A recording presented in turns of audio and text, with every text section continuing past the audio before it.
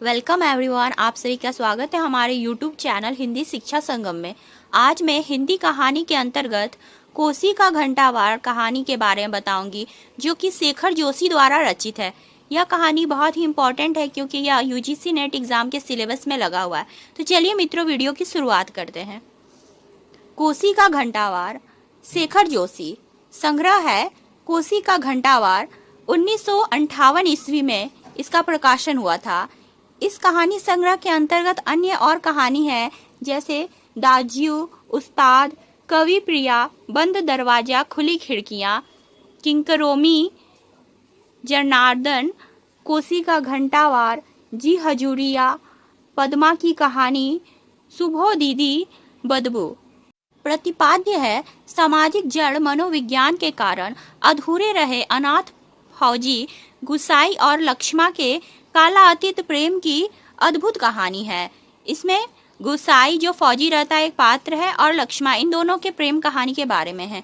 पहाड़ की परिवेश है।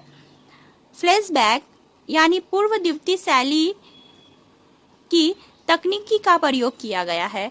सूखे की स्थिति का जिक्र है। पहाड़ों के पलायन की समस्या का उल्लेख है। मिहल वह दाड़िम के पेड़ों का बराबर उल्लेख है। उल्लेखित स्थान जो है इसमें दो है, हल्द्वानी है और संगनाथ है। इसमें प्रमुख पात्र है गुसाई, पूर्व सैनिक है।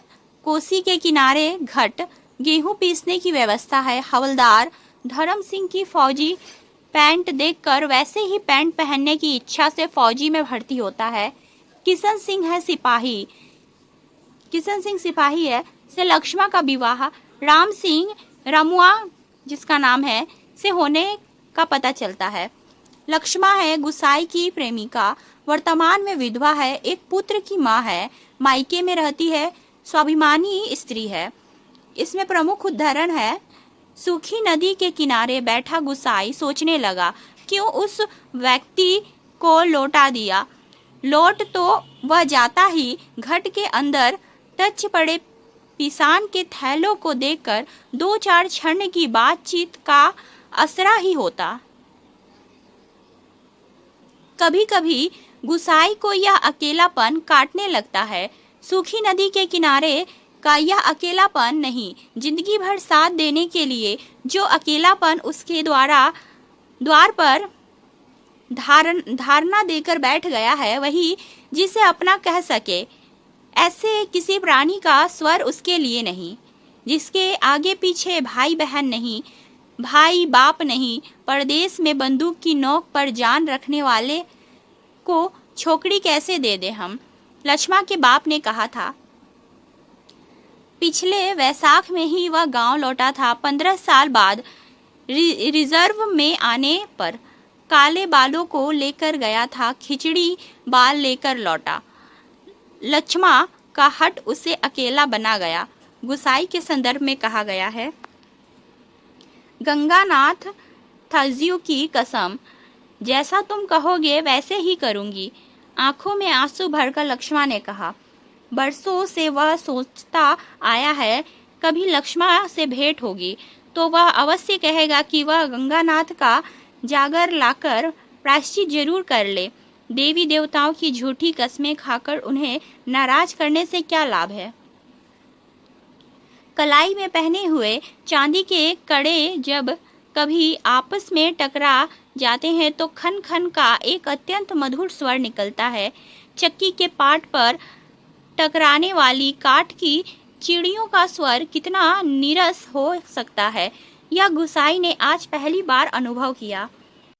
दुख तकलीफ के वक्त ही आदमी के काम नहीं आया तो बेकार है।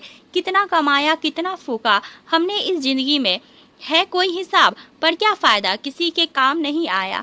इसमें एहसान की क्या बात है, पैसा तो मिट्टी है, किसी के काम नहीं आया तो मिट्टी एकदम मिट्टी।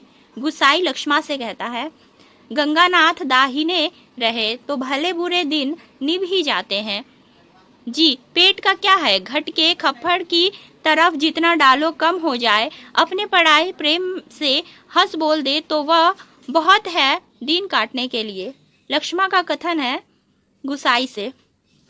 घर के अंदर काठ की चिड़िया अब भी किट-किट की आवाज कर रही थी। चक्की का पाट खिसक कर चल रहा था और मथानी की पानी काटने की आवाज आ रही थी और कहीं कोई स्वर नहीं, सब सुनसान निस्तब्ध। तो यह थी मित्रों कोसी के घंटावार के बारे में शॉर्ट नोट। आशा करती हूँ कि आपको यह वीडियो पसंद आए।